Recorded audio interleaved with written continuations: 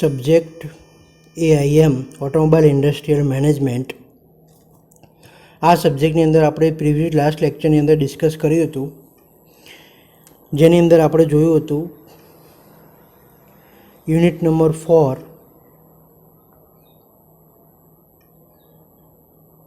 Material management.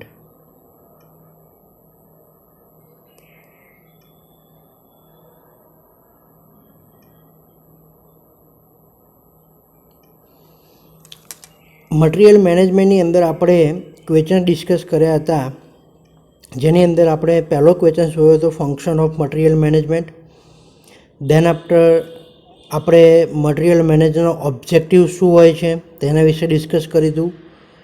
And purchasing department વિશે આપણે objective એના ડિસ્કસ કર્યા હતા કે પરચેસિંગની અંદર શું એનું ફંક્શન હોય છે તે આપણે જોયું હતું.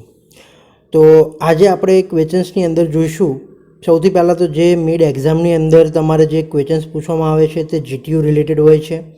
તો દરેક સ્ટુડન્ટે બી હોનેસ્ટલી એ પ્રમાણે એની મહેનત કરવી જોઈએ અને એ જ ક્વેશ્ચન્સ તમારે GTU એક્ઝામની અંદર પૂછાઈ શકે છે તેવા ક્વેશ્ચન્સ આ લેક્ચરની અંદર સ્ટડી કરવામાં આવે છે અને મિડ એક્ઝામમાં પણ રાખવામાં આવે છે. હવે આપણે જોઈશું કે મટીરિયલ મેનેજમેન્ટની અંદર આજે જે ટૉપિક ચલાવવાનો છે, આજે જે ડિસ્કસ કરવાનો છે, એ પહેલાં આપણે જોઈએ કે તમને જે ક્વેશ્ચન્સ આગળના ગયા સેટરડે જે આપ્યા હતા એની અંદર જે એક્ઝામની અંદર રાખવામાં આવ્યા હતા તે પણ GTU એક્ઝામમાંથી ખાસ પૂછાય છે. એટલા માટે ખાસ દરેક સ્ટુડન્ટે એ પ્રમાણે મહેનત કરવાની અને ઓનેસ્ટલી એક્ઝામ આપવાની રહેશે. બીજી વસ્તુ કે તમને જે પેપર તૈયાર કરવામાં આવે છે એક ટાઈપનું મોડેલ પેપર છે સ્ટુડન્ટ, તો ખાસ એ દરેક પ્રશ્નોને એ પ્રમાણે એની પ્રિપેરેશન કરવી જોઈએ. તો દરેક સ્ટુડન્ટ એનું ખાસ ધ્યાન રાખશે. બીજું કે તમને જે આપવામાં આવેલ ચેપ્ટર વાઇઝ જે ક્વેશ્ચન બેંક એની પણ પ્રિપેરેશન ખાસ કરતા રહેજો સ્ટુડન્ટ.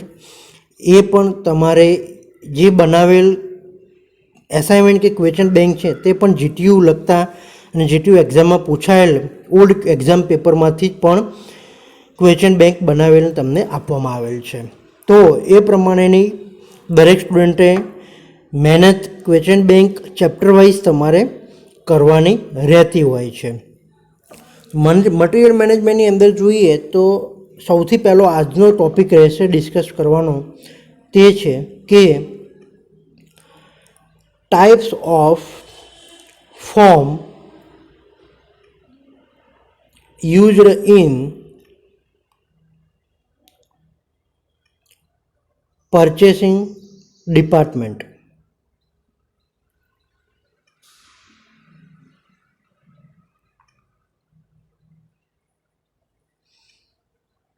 ધેટ્સ મીન્સ કે પરચેસ ડિપાર્ટમેન્ટની અંદર કોઈ પણ મટીરિયલ કે પાર્ટ્સનું પરચેસ કરવા માટે કેવા કેવા ફોર્મ ભરવા જોઈએ તે આપણે ડિસ્કસ કરવાનું છે.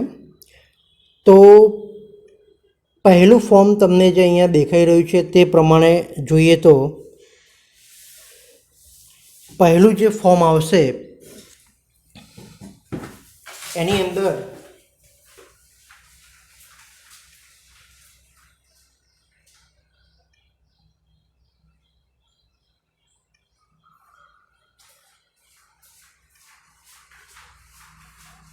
જે ફોર્મની ડિટેલ્સ અહીંયા જે જણાવેલી છે તે ફોર્મની અંદર જોઈએ તો કે નંબર્સ ઓફ સપ્લાયર્સનું જે ફોર્મ ભરવાનું હોય છે તે એની અંદર તમને જે અહીંયા ડિસ્પ્લેની અંદર દેખાઈ રહ્યું છે તે પ્રમાણે કે purchasing requisition form, inquiry for quotation, comparative statement form, purchase order form, material received report form, travelling requisition form અને clearance report cum rejection note. આટલા પ્રકારના there is 7 types of form are used in purchasing department. હવે તમને અહીંયા જે પહેલું form દેખાઈ રહ્યું છે તે છે કે મટીરિયલ રિક્વિઝિશન ફોર્મ. તો મટીરિયલ રિક્વિઝિશન ફોર્મની અંદર કઈ કઈ ડિટેલ્સ હોય છે તે આપણે વન બાય વન જોઈએ.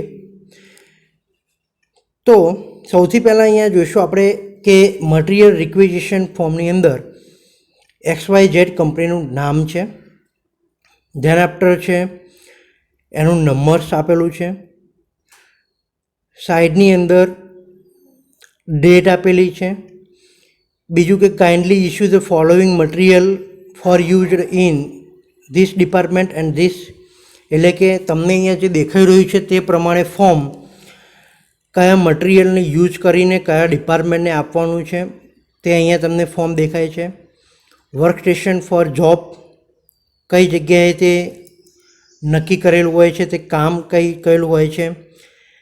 બીજું કે એક બાજુ છે તમારું SR નંબર, પછી અહીંયા 3 કોલમ જે છે, કોલમની અંદર items, descriptions, quantity, unit of measurement, required delivery schedule અને એપ્રોક્સી કોસ્ટ.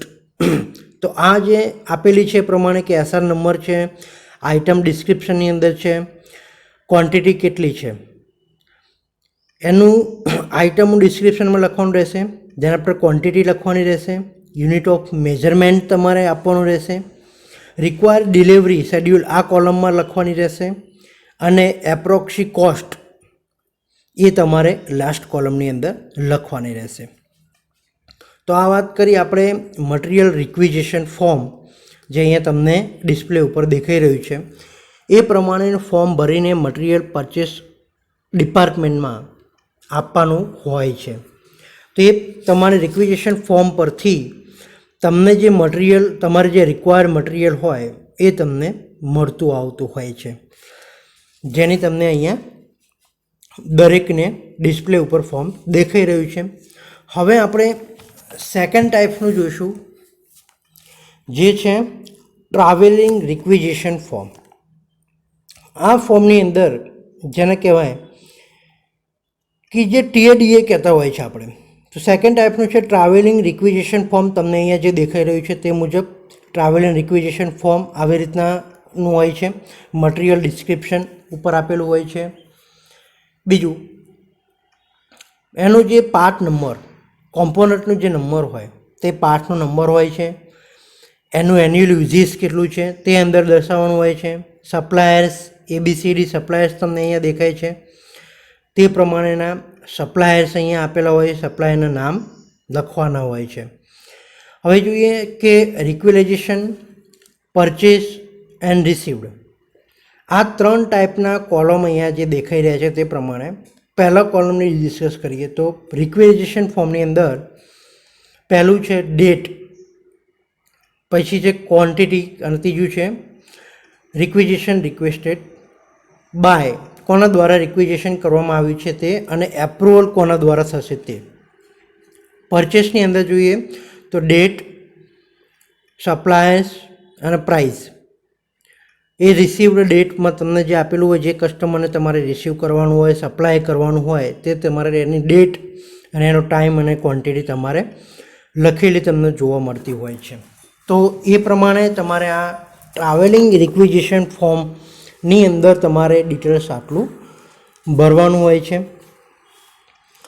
ધેન આફ્ટર એની અંદર બીજું કે પરચેસ કેટલું કરેલું અને રિસીવ કેટલું હોય છે તે ખાસ એની અંદર નોંધેલું હોય છે. હવે ત્રીજા નંબરનું જોઈએ ઇન્ક્વાયરી ફોર કોટેશન, કે ઇન્ક્વાયરી જે કરવાની હોય છે તમારી કંપનીની અંદર જેટલા પાર્ટ્સનું જરૂર હોય, જેટલા સ્ટોરની જરૂર હોય, તો એને જે ઇન્ક્વાયરી કરવી પડતી હોય છે તે ઇન્ક્વાયરી માટેનું જે ફોર્મ ભરવાનું હોય છે તે આપણે જોઈએ. તો અહીંયા તમને જે ડિસ્પ્લેમાં દેખાઈ રહ્યું છે તે મુજબ કે ઇન્ક્વાયરી ફોર્મ છે, કે ઇન્ક્વાયરી કોટેશન માટેનું ભરવામાં આવતું ફોર્મ, એની અંદર રજિસ્ટ્રેશન નંબર જે કંપની બાય ડિફોલ્ટ તમને અહીંયા દેખાઈ રહ્યું છે એ પ્રમાણે લખશે, મટીરિયલ કોડ ટુ ધ કરિંગ કંપનીનું નામ આવશે, બીજું છે કે SR નંબર છે, આઇટમનું ડિસ્ક્રિપ્શન છે, ક્વોન્ટિટી છે, યુનિટ પ્રાઇસ છે, ડિલિવરી શેડ્યુલ છે. તો આ બધી વસ્તુ એની અંદર આવશે કે ઇન્ક્વાયરી ફોર કોટેશન, કોટેશન માટેની જે ઇન્ક્વાયરી કરેલી હોય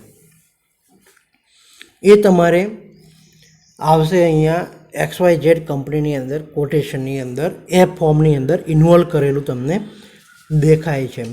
તો તો આપણે જે પરચેસ ડિપાર્ટમેન્ટ માટે જે યુઝ કરેલા ફોર્મ, જે આપણે ટાઈપ્સ ઓફ ફોર્મની અંદર જોયા, એની અંદરથી આ 3 ફોર્મ વિશે આપણે ડિસ્કશન કરી કે આ 3 પ્રકારના ફોર્મ જે તમને અહીંયા મેં દર્શાવેલા એટલી વિગતો ભરીને એ ફોર્મ પરચેસ ડિપાર્ટમેન્ટમાંથી સ્ટોર ડિપાર્ટમેન્ટને આપવાનું હોય છે.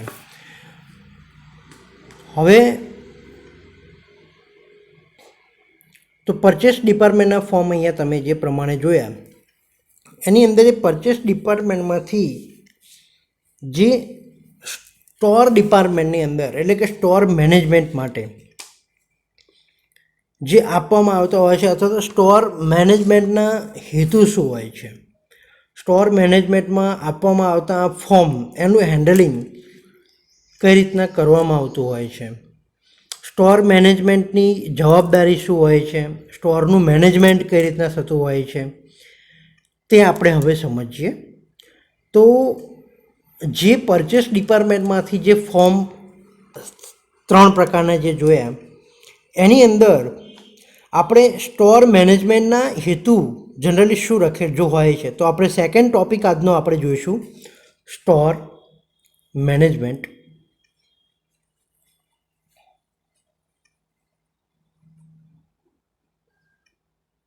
સ્ટોર મેનેજમેન્ટ તો અહીંયા હવે આપણે સ્ટોર મેનેજમેન્ટ ધેટ મીન્સ કે પ્રોડક્ટ અને જે કસ્ટમર સપ્લાયનું જે ડિસિઝન હોય છે ઇન્ડસ્ટ્રીની અંદર, તે સ્ટાફની એક્ટિવિટી માટે જે નાના મોટા ઉદ્યોગો હોય તેનું સ્ટોરનું મેનેજમેન્ટ કઈ રીતના થતું હોય છે ઇન્ડસ્ટ્રીની અંદર, તે આપણે અહીંયા સમજીશું.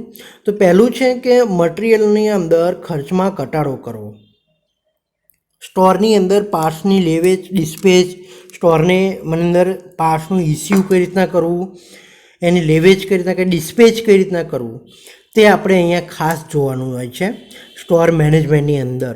બીજી વસ્તુ કે સ્ટોરની અંદર પાર્ટ્સ જે સ્ટોર કરવાના હોય, જેટલું રિક્વાયરમેન્ટ હોય, કેટલું મટીરિયલ પરચેસ કરવું પડે છે, તે બધા ફંક્શન હોય છે સ્ટોર મેનેજમેન્ટના. તે પ્રમાણે તે કામ કરતું હોય છે, તેના હેતુઓ અલગ અલગ હોય છે. તો સ્ટોર મેનેજમેન્ટના જનરલી મેઇન ફંક્શન શું હોય છે, એનું મેનેજમેન્ટ કઈ રીતના થતું હોય છે તે જોઈએ. તો સૌથી પહેલું છે સ્ટોર મેનેજમેન્ટનું હેતુ જોઈએ તો એનું છે કે મટીરિયલ ખર્ચમાં ઘટાડો કરી ઉત્પાદન ખર્ચ ઘટાડવું. તો દેટ્સ મીન્સ કે કહીએ તો સ્ટોર મેનેજમેન્ટની અંદર જે પણ મટીરિયલ પરચેસ કરવાનું હોય, જે પણ મટીરિયલ રાખવામાં આવતું હોય છે, તે મટીરિયલનું મેનેજમેન્ટ કઈ રીતના કરવું અને ખર્ચ કઈ રીતના ઘટાડવો, એનું ઇનિશિયલ કોસ્ટ કઈ રીતના ઘટાડવી, તે વસ્તુ ખાસ અહીંયા યાદ રાખવાની છે. તો કે પહેલું આપણે જોઈએ એનું મેઇન ઓબ્જેક્ટિવ છે મટીરિયલ કોસ્ટિંગ, મટીરિયલની મિનિમમ કોસ્ટ કઈ રીતના ઘટાડવી તે આપણે અહીંયા જોઈએ. બીજું જોઈએ કે મિનિમમ કોસ્ટિંગ અથવા તો મટીરિયલના વેલ્યુ ઓફ મટીરિયલના મૂલ્યો જાળવી રાખવા. આ બીજો પર્પઝ હોય છે સ્ટોર મેનેજમેન્ટનો. એટલે કે જેટલા પણ પાર્ટ્સ હોય, જેટલા પણ સ્ટોર કરેલા હોય, તે સ્ટોરની અંદર જેટલા પણ પાર્ટ્સ હોય તેની વેલ્યુ જળવાઈ રહેવી જોઈએ. સ્ટોર મેનેજમેન્ટનો એક મેન હેતુ છે એનો કે આજે સપોઝ કે અહીંયા તમે સપોઝ કે જે પાર્ટ્સ રાખેલા છે તે એના ખાસ એની વેલ્યુ જળવાઈ જોઈએ. ત્રીજું છે કે જે સેવાઓ કસ્ટમરને સપ્લાય કરવાની હોય એટલે કે service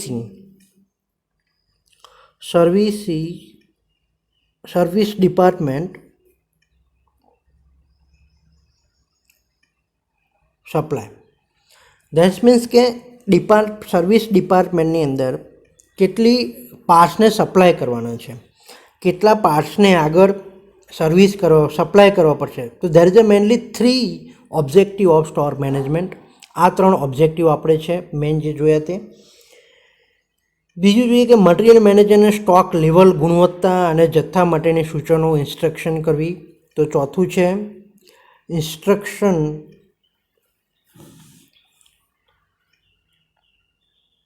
two material management. That's means કે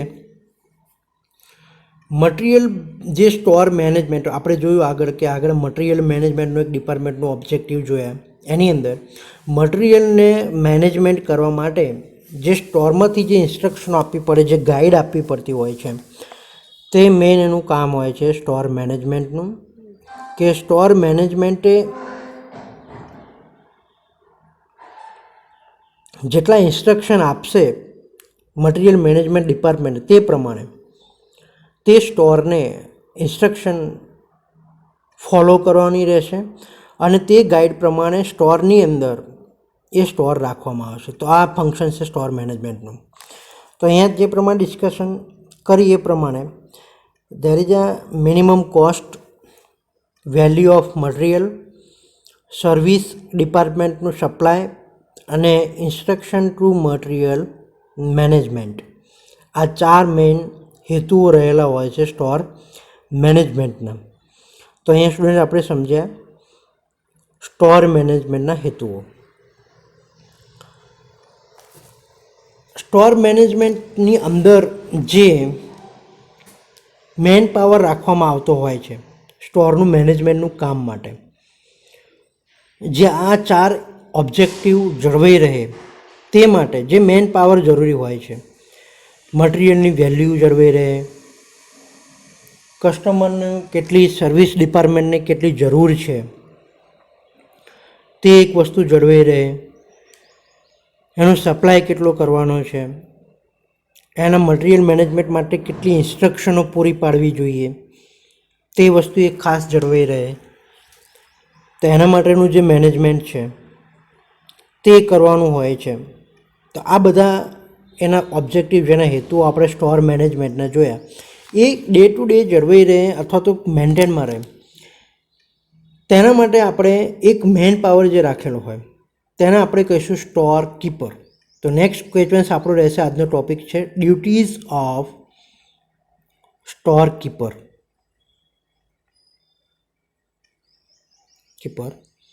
સ્ટોર કીપરની ફરજો શું હોય છે? સ્ટોર મેનેજમેન્ટની અંદર જે માણસ હોય છે અથવા પરચેસ ડિપાર્ટમેન્ટ અને સ્ટોર ડિપાર્ટમેન્ટ, આ બે ડિપાર્ટમેન્ટની અંદર જે મેન પાવર હેન્ડલિંગ કરતો હોય છે, જે મેન પાવર રાખેલો છે તેને આપણે સ્ટોર કીપર કહેવાય છે. તો એ સ્ટોર કીપર એની ફરજો, એની ડ્યુટીઝ શું હોય છે, કેવી હોય છે એની ડ્યુટીઝ, સ્ટોર કીપરે શું ધ્યાન રાખવાનું હોય છે તેની ડ્યુટીઝ આપણે જોઈશું. જે 4 માર્ક્સનું જીટીયુ એક્ઝામની અંદર તમારે આ ક્વેશ્ચન્સ પૂછાતો હોય છે.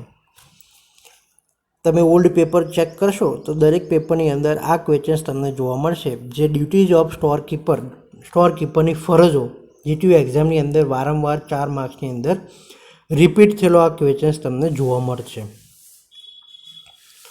તો એની અંદર સૌથી પહેલી જોઈએ ડ્યુટીઝ ઓફ સ્ટોર કીપરની, તો એ છે કે identification of parts.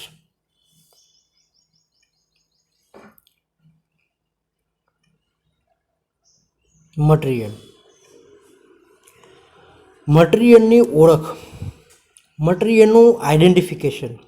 That's means કે પદ્ધતિસર સ્ટોકમાં રહેલી આઇટમોની કેટલું પ્રોસેસ કરવાની હોય, એનું ડિઝાઇન, એનું પ્લાનિંગ, એનું સ્ટાન્ડર્ડ દરેક વિભાગનું, પરચેસિંગ વિભાગનું છે કે તમે જેટલા પણ સ્ટોરની અંદર મટીરિયલ રહેલા હોય તેનું આઈડેન્ટિફિકેશન કરતા આવો. તમારી પાસે કોઈ કસ્ટમર આવ્યો, તમને કીધું કે વેગેનારનું આ કોમ્પોનન્ટ આપો, તમને કોમ્પોનન્ટ વિશે ખબર જ નથી તો તમે સામેલી વાળી વ્યક્તિને તમે શું આપશો? તમે બીજો કોઈ કોમ્પોનન્ટ આપી દીધો તો એ કોમ્પોનન્ટ પાછો લઈને આવશે, ફરીથી તમારી પાસે કોમ્પોનન્ટ બદલાવા આપશે. તો એના માટે તમારે આઈડેન્ટિફિકેશન મટીરિયલનું આવડતું હોવું જોઈએ.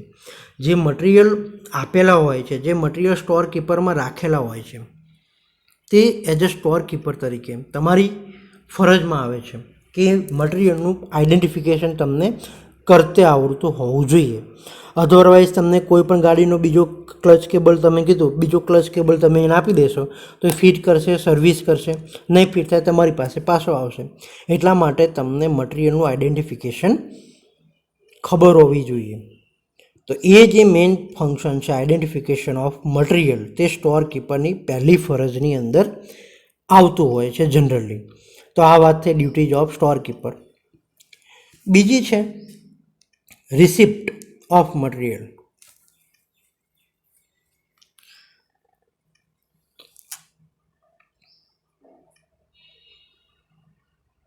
દેટ્સ મીન્સ કે જેટલું પાર્ટ્સ તમે પરચેસ કર્યો, જેટલા પાર્ટ્સ તમારે લેવેજ કરવાનો હોય, ઇસ્યુ કરવાનો હોય, ડિસ્પેચ કર્યા હોય, તેની રિસિપ્ટ પ્રોપરલી હોવી જોઈએ, જેનાથી તમારે ફાઇનાન્શિયલ યરની અંદર હિસાબ જ્યારે કરવાનો હોય ત્યારે એ જે તમે જો પરચેસ કરેલા પાર્ટ્સની રિસિપ્ટ તમારી પાસે નહીં હોય તો એ પ્રોબ્લેમ થશે. તો એના માટેનું ખાસ જેટલા પણ લેવેચ કર્યા હોય, સ્ટોર કીપરે પાર્ટ્સ જેટલા પણ સપ્લાય કર્યા હોય, કસ્ટમરને જે સપ્લાય કર્યા હોય, તે દરેકની રિસિપ્ટ મટીરિયલની હોવી જોઈએ.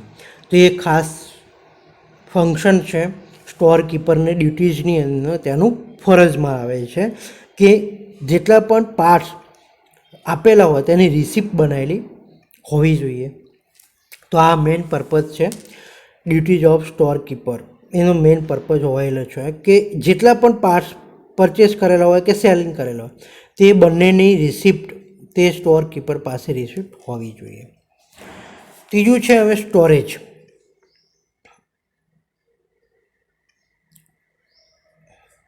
દેટ્સ મીન્સ કે સંગ્રહ, ગુજરાતીમાં કહીએ તો જેટલા પણ parts day by day requirement હોય. સપોઝ કે આજે તમારી સર્વિસ સ્ટેશનમાં 10 ગાડીઓ આવે છે, રાઈટ? તો એ 10 ગાડીઓ માટે તમારે કેટલા પાર્ટ્સ જરૂરી છે, 10 ગાડી માટે કેટલું ઓઇલ જોઈએ છે, કેટલા ક્લચ કેબલ વપરાય છે, કેટલા તમારે ઓઇલની રિક્વાયરમેન્ટ પડશે. તો આ બધા જ માટે એનું તમારે સ્ટોરેજનું, સપોઝ કે ઓઇલ તમારે ક્વોન્ટિટી ઓઇલની અંદર તમારે આટલી જાય છે. બીજું કે તમારે એના માટે એર ફિલ્ટર તમારા આટલી ગાડીના સર્વિસ માટે જરૂરી પડે છે. તો એના માટે એને પહેલેથી એને સ્ટોર કરેલું હોવું જોઈએ.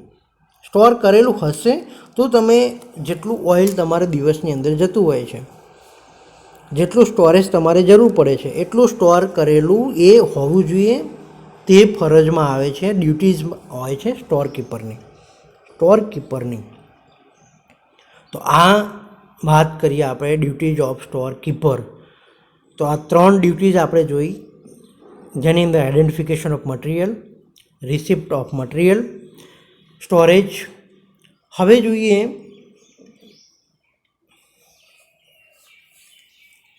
નેક્સ્ટ આપણે જોઈશું બીજી ડ્યુટી શું હોય છે સ્ટોર કીપરની, એ જોઈએ. તો કે ઇસ્યુ અને ડિસ્પેચ, કેટલા પાર્ટ્સનું ઇસ્યુ કરવું જોઈએ, કેટલા પાર્ટ્સનું ડિસ્પેચ હોવું જોઈએ. તો આટલા મેઇન ડ્યુટીઝની અંદર એક ફરજ બીજી પણ એ એડ થતી હોય છે કે એનું ઇસ્યુ અને ડિસ્પેચ કેટલું કરવું હોવું જોઈએ.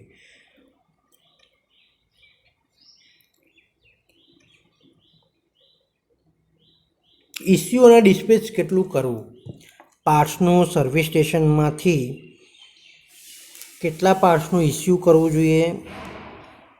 બીજું છે ઇન્સ્પેક્શન, પાર્ટ્સનું ઇન્સ્પેક્શન પિરિયોડિકલી, મંથલી, 15 દિવસે પિરિયોડિકલી ઇન્સ્પેક્શન કરતું રહેવું જોઈએ. તો ઇન્સ્પેક્શન કરવાથી એને ખબર પડશે કે કેટલા પાર્ટ્સની જરૂર છે, કેટલા પાર્ટ્સને મંગાવવાની જરૂર છે, કેટલો પાર્ટ્સ સ્ટોરમાં પડેલો છે. તો એના માટે એનું ઇન્સ્પેક્શન કરતું રહેવું પડશે. અને એ ઇન્સ્પેક્શન દ્વારા આઈડિયા આવશે કે ભાઈ રિયલની અંદર કેટલા પાર્ટ્સની જરૂર છે. તો આટલા મેઇન ડ્યુટી છે સ્ટોર કીપરની, જે આપણે જોઈ.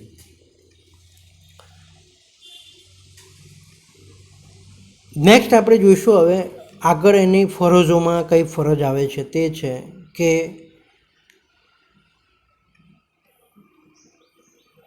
જનરલી સ્ટોર કીપરની જે આપણે સ્ટોર મેનેજમેન્ટની અંદર ડ્યુટી હોય છે તે છે આઈડેન્ટિટીની વેલ્યુ, મિનિમમ કોસ્ટ જળવાઈ રહેવી જોઈએ. એના માટે જે ડ્યુટી હોય છે સ્ટોર કીપરની, તો identification of material, any receipt બનાવીને રાખવી, એને સ્ટોરેજ કરેલા. નેક્સ્ટ હવે જોઈએ કે ટાઈપ્સ ઓફ સ્ટોર, જે ક્વેશ્ચન્સ તમારે વારંવાર રિપીટ થતો હોય છે. સ્ટોર કેટલા પ્રકારના સ્ટોર હોય છે? તો પહેલો છે મેઇન સ્ટોર. જે મેઇન સ્ટોર હોય છે સર્વિસ સ્ટેશનની અંદર, જે દરેક પાર્ટ્સનું. બીજો છે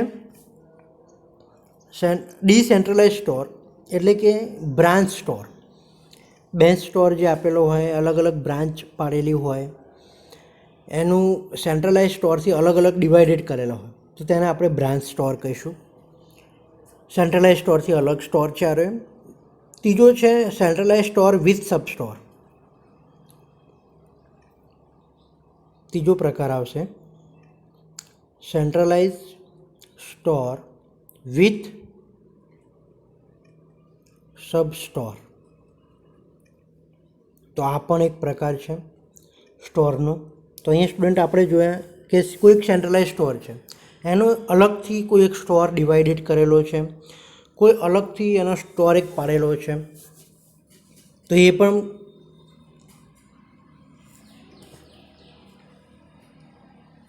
પ્રકાર તમારે આવશે કે સેન્ટ્રલાઇઝ સ્ટોરનો એક સબ સ્ટોર રાખેલો હોય.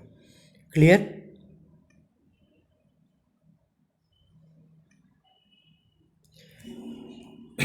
પછી આવશે તમારે tool and miscellaneous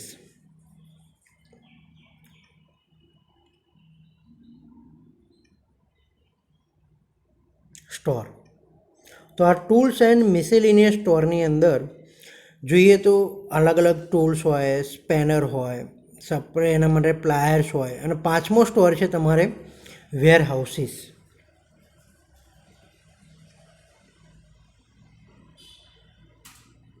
wear houses store. તો there is mainly 5 types of store, એટલે જેની અંદર ઓઇલ પડી રહેતું હોય, કોઈ વધારાનો પાર્ટ્સ પડી રહેતો હોય, તો આ બધું આવશે વેર હાઉસીસની અંદર, એનો સમાવેશ કરીશું. તો 5 પ્રકારના સ્ટોર જોયા. પહેલો મેઇન સ્ટોર, જે સેન્ટ્રલાઇઝ સ્ટોર જેને કહેવાય. બીજો જોયો આપણે બ્રાન્ચ સ્ટોર, એટલે જે ડિસેન્ટ્રલાઇઝ સ્ટોર હોય. ત્રીજો આપણે જોયો centralise store with sub store, centralise સ્ટોરમાંથી કોઈ અલગ સબ સ્ટોર આપેલો હોય. ચોથો આપણે જોયો ટૂલ્સ એન્ડ મિસેલેનિયસ સ્ટોર, અને પાંચમો જોયો વેર હાઉસીસ સ્ટોર. તો there is mainly 5 types of store. Store ડિપાર્ટમેન્ટની અંદર આ 5 પ્રકારના સ્ટોર હોય છે, જે અલગ અલગ પ્રકારે મટીરિયલનું સ્ટોર કરવામાં ઉપયોગમાં આવતા હોય છે. તો વન બાય વન જોઈએ તો એની અંદર પહેલું છે મેઇન સ્ટોર. તો મેઇન સ્ટોરની અંદર કોઈ પણ મેઇન મટીરિયલ રાખવામાં આવતા હોય, દરેક મટીરિયલને પ્રોવાઈડ પૂરી પાડતા હોય, જે મેઇન સ્ટોર હોય છે. બીજું કે ડિસેન્ટ્રલાઇઝ સ્ટોર, એક પણ સેન્ટ્રલાઇઝ સ્ટોર હોય તેના અલગ ભાગ એક પાડેલો હોય, તેને કહેવામાં ડિસેન્ટ્રલાઇઝ સ્ટોર. અલગ ભાગથી તે જે સેન્ટ્રલાઇઝ સ્ટોરને સપ્લાય પૂરો પાડવામાં આવતો હોય તેને કહેવામાં આવે છે ડિસેન્ટ્રલાઇઝ સ્ટોર. ત્રીજું આપણે કે એની અંદર કોઈ પણ ટાઈપનું ટૂલ્સ એન્ડ મિસેલેનિયસ સ્ટોરની અંદર નાના નાના પ્લાયર્સ હોય છે, જે સ્પેનરો જે આપણે વપરાતા હોય છે, પ્લાયર્સો જે આપણે જનરલી યુઝ કરતા હોઈએ છીએ. તો આ બધા પ્લાયર્સનો જે સ્ટોર કરવામાં આવતો હોય છે તે છે ટૂલ્સ એન્ડ મિસેલેનિયસ સ્ટોર. તો એનો પણ એક પ્રકારનો સ્ટોર રાખવામાં આવતો હોય છે, અને તે જરૂરી પ્રમાણે તે સપ્લાય કરતો હોય છે સર્વિસ સ્ટેશનમાં અંદર ટેકનિશિયનને. અને પાંચમો છે વેર હાઉસીસ સ્ટોર. તો વેર હાઉસીસ સ્ટોરની અંદર અલગ અલગ ઓઇલ રાખવામાં આવે છે. નેક્સ્ટ ક્વેશ્ચન જોઈશું આજનો, જે છે કે સ્ટોરની અંદર સ્ટોર મેનેજમેન્ટ માટે જે લિસ્ટ બનાવવામાં આવતું હોય છે, જે રાખવામાં આવતું હોય છે ઇન્વેન્ટરી કંટ્રોલ, જેને આપણે કહીશું. તો જોઈએ આપણે નેક્સ્ટ ટોપિક આજનો, ઇન્વેન્ટરી કંટ્રોલ.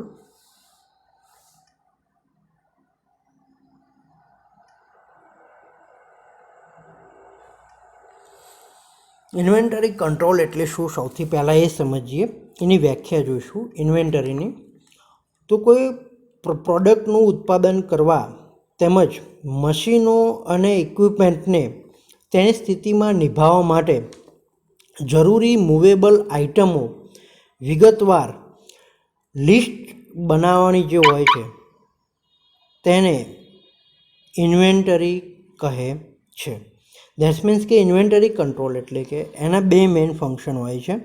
પહેલું જોઈએ ઇન્વેન્ટરીમાં ઓછામાં ઓછું મૂડીરોકાણ, એનું જે મેઇન પર્પઝ હોય છે, ઇંગ્લિશમાં કહીએ તો inventory control is the scientific method of finding how much stock should be maintain in order to meet the inventory control. તો that is the definition of inventory control. Inventory કંટ્રોલની આપણે વ્યાખ્યા જોઈ. હવે એના ઓબ્જેક્ટિવ જોઈએ. તો there is a mainly two objective of inventory control. Inventory કંટ્રોલના મેઇન બે ઓબ્જેક્ટિવ છે. એટલે કે સિમ્પલ લેંગ્વેજમાં કહીએ તો ઇન્વેન્ટરી કંટ્રોલ માટેના જે ઓબ્જેક્ટિવ હોય છે બે મેથડની અંદર ડિવાઈડ કરવામાં આવે છે. બે મેથડની અંદર જોઈએ આપણે. પહેલી તો કે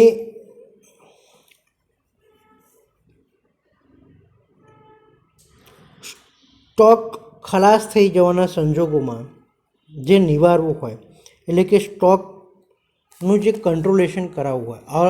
આગળથી પહેલું આપણે જોઈએ કે લો કોસ્ટ, ઓછામાં ઓછું મૂડીરોકાણ, લો ઇન્વેસ્ટમેન્ટ. આ એનું પહેલું મેઇન ફંક્શન છે. ઇન્વેસ્ટમેન્ટ ઓછામાં ઓછું મૂડીરોકાણ થાય ત્યારે તો કંપનીને વધારે પ્રોફિટ થશે. આ વસ્તુ બેઝિક છે કે ઇન્વેસ્ટમેન્ટ તમે જેટલું ઓછું કરશો એટલું કંપનીને પ્રોફિટ વધારે થશે. તો આ જે વસ્તુ છે એ પહેલું મેઇન ઓબ્જેક્ટિવ છે ઇન્વેન્ટરી કંટ્રોલનો, કે લો ઇન્વેસ્ટમેન્ટ થવું જોઈએ. અને બીજું જોઈએ આપણે કસ્ટમરોને સર્વિસ લેવલમાં વધારો થાય તેમજ ઓપરેટિંગ વિભાગોની સર્વિસ વધે, તે તેનો બીજો મેઇન હેતુ છે. એટલે કે બીજું ફંક્શન્સ આપણે એનું જોઈએ તો કસ્ટમર સપ્લાયર્સ જે હોય, suppliers parts to the customer. That's means કે કસ્ટમરને સપ્લાય કરવામાં આવતા પાર્ટ્સ, પહેલું લો ઇન્વેસ્ટમેન્ટ, બીજું છે supplier parts to the customer. એટલે કે કસ્ટમરને જે પાર્ટ્સ સપ્લાય કરવામાં આવે તે જળવાઈ રહેવા જોઈએ. તો સાથે સાથે એટલું લો ઇન્વેસ્ટમેન્ટ પણ થવું જોઈએ અને કસ્ટમરને પાર્ટ્સ સપ્લાય રહે તે માટે બે વસ્તુ સળંગ સાથે એ પણ વસ્તુ ખાસ એની સપ્લાય જળવાઈ રહે તે પણ ખાસ ધ્યાનમાં રાખવું જોતું હોય છે. તો આ બે વસ્તુ છે ઇન્વેન્ટરી કંટ્રોલના મેઇન, જેને કહેવાય કે ઇન્વેન્ટરી કંટ્રોલના મેઇન ફંક્શન્સ જેને કહેવાય, જે એના હેતુ હોય છે. તો લો ઇન્વેસ્ટમેન્ટ અને supply parts to the customer, આ બે વસ્તુ ખાસ ઇન્વેન્ટરી કંટ્રોલની અંદર લિસ્ટ બનાવવામાં હોય છે અને એનું મેઇન ઓબ્જેક્ટિવ પણ રહેલું હોય છે. હવે વાત કરીએ તો કે ઇન્વેન્ટરી કંટ્રોલની અંદર એનું મેઇન ઓબ્જેક્ટિવની અંદર બીજું જોઈએ કે અગાઉથી મુકરર કરેલી ડિલિવરીઓ, એ પણ ખાસ કસ્ટમરની ડિલિવરી જે હોય છે એ ખાસ એની મેન્ટેન થઈ શકે તે રીતનાની હોવી જોઈએ. મટિરિયલો ઝડપથી આપી શકાય તે વ્યવસ્થા ગોઠવવી હોવી જોઈએ. કિંમતોમાં થતા ફેરફારોની કાળજીપૂર્વક નોંધ રાખવી જોઈએ. તો આ ઇન્વેન્ટરી કંટ્રોલની અંદર એની ડ્યુટી આવે છે. તો સ્ટુડન્ટ અહીંયા ઇન્વેન્ટરી કંટ્રોલના બે પ્રકાર છે ઓટોમોબાઈલ ઇન્ડસ્ટ્રીની અંદર. સૌથી પહેલો પ્રકાર આપણે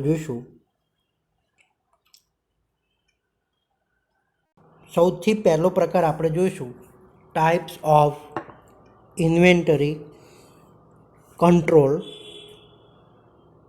એની અંદર પહેલું છે ઇન્વેન્ટરી કંટ્રોલનું ઓટો સ્પેર પાર્ટ્સ.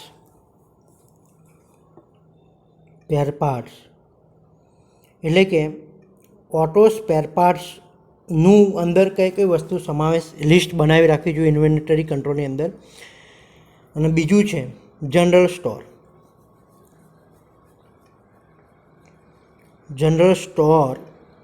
કઈ કઈ વસ્તુ ખાસ હોવી જોઈએ એ જોઈએ. તો પહેલું છે ઓટો સ્પેર પાર્ટની અંદર અને બીજું છે જનરલ સ્ટોરની અંદર કઈ કઈ વસ્તુ લિસ્ટ બનાવીને રાખવી ઇન્વેન્ટરી કંટ્રોલની અંદર તે ડિસ્કશન કરીએ. તો ઓટો સ્પેર પાર્ટની અંદર પહેલું આવે છે કે ઇન્વેન્ટરીમાં એન્જિન, ચેસીસ, ટ્રાન્સમિશન, ક્લચ છે, પ્રોપેલર શાફ્ટ છે, ડિફરન્શિયલ છે, આ બધા જે ટ્રાન્સમિશન સિસ્ટમની અંદર જે પાર્ટ સમાવેશ થાય છે તે બધાનું જે લિસ્ટ હોય છે, એટલે કે ક્લચ છે, ટ્રાન્સમિશન સિસ્ટમ છે, હેડલાઇટ છે, ફ્રન્ટ છે, રિયર વ્હીલ છે, એક્સેલ શાફ્ટ છે, સ્પ્રિંગો છે વગેરેનું જે લિસ્ટ બનાવવામાં આવતું હોય છે તે છે ઓટો સ્પેર પાર્ટ્સ ઇન્વેન્ટરી કંટ્રોલની અંદર સમાવેશ કરવામાં આવતો હોય છે. તો આ વસ્તુ થશે ઓટો સ્પેર પાર્ટ્સ કંટ્રોલની અંદર. ક્લિયર? તો ઓટો સ્પેર પાર્ટ ઇન્વેન્ટરી કંટ્રોલમાં આ બધો વસ્તુનો સમાવેશ થશે ઇન્વેન્ટરી કંટ્રોલમાં. હવે બીજો જોઈએ જનરલ સ્ટોરમાં. તો જનરલ સ્ટોરની અંદર શું વસ્તુ સમાવેશ થાય છે? તો કે રબરના ટાયરો છે, ટ્યુબ છે, બેટરી સ્ટોર રાખવામાં આવે છે, ઇલેક્ટ્રિક સ્ટોરેજની અંદર જોઈએ ડાયનેમોના પાર્ટ્સ છે. આ બધા પાર્ટ્સ જે ઇલેક્ટ્રિક લાઇટો છે, ઇલેક્ટ્રિક એસ્યોરન્સ છે, સ્ટેશનરી છે, પ્રિન્ટેડ ફોર્મ છે. તો જનરલ સ્ટોરની અંદર સમાવેશ જે થતા જનરલ સ્ટોરની અંદર તે જોઈએ ટ્યુબ છે, ટાયર છે, ઇલેક્ટ્રિક છે, બેટરી સ્ટોર છે, સ્ટેશનરી, પ્રિન્ટેડ ફોર્મ છે, લાકડા છે, પ્લાયવુડ છે, પેકિંગ મટીરિયલ છે, ઓઇલ અને લુબ્રિકેટિંગ માટેનું જે કવર કરેલું યાર્ડ હોય છે, સીટ મેટલનું જે પોર્શન હોય. તો આ બધા પાર્ટ્સનો જે સમાવેશ થાય છે તે છે જનરલ સ્ટોરની અંદર સમાવેશ થતો હોય છે.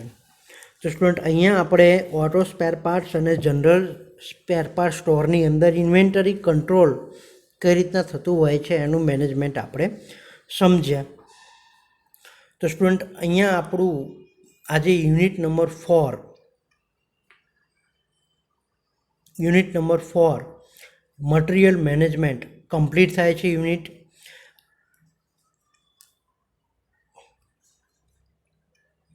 આપણે જેટલા ક્વેશ્ચન્સ ડિસ્કસ કર્યા આજે તમને યુનિટ નંબર 4 અહીંયા કમ્પ્લીટ કર્યાની અંદર જેટલા પણ ક્વેશ્ચન્સ જોયા એ ક્વેશ્ચન્સ જેને ના લખ્યા ફરીથી લિસ્ટ ડાઉન કરી લો.